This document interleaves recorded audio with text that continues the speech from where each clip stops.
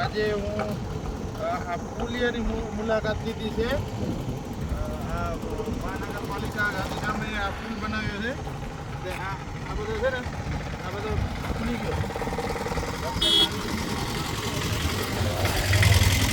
છે. એને માત્ર ને માત્ર 6 મહિના થયા છે. અહીંયા હોન્ડાવાળા આવીને અહીંયા ભટકાય છે. અહીંયા ભટકાય એટલે માણસ કોઈ મરી જાય એના પછી ત્યાં હજી કામ થશે. એના પહેલાં કામ નથી થવાનું. હજી આપ લોકોને દેખાડું.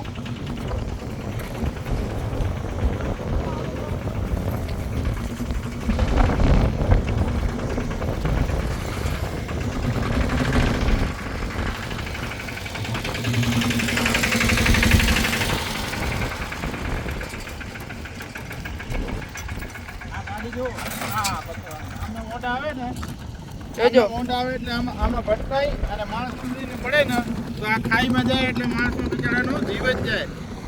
આવી રીતે આ ગાંધીધામ મહાનગરપાલિકા કીડાણા અને સપનાનગર જે રોડ છે, આ પુલિયો બનાવ્યો છે.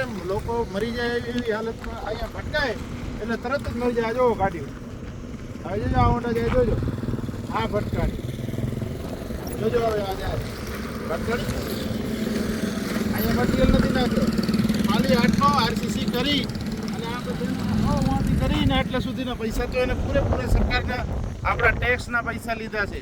ટેક્સના પૈસાથી આ પુલિયો બનેલો છે. અને આ પુલિયો આવી રીતે બનાવ્યો છે જેની અંદર લોકો છે ને આવી રીતે આ કેમ નાખતા છે. આ લોકો બજાડા પાયમાન થઈ ગયા છે.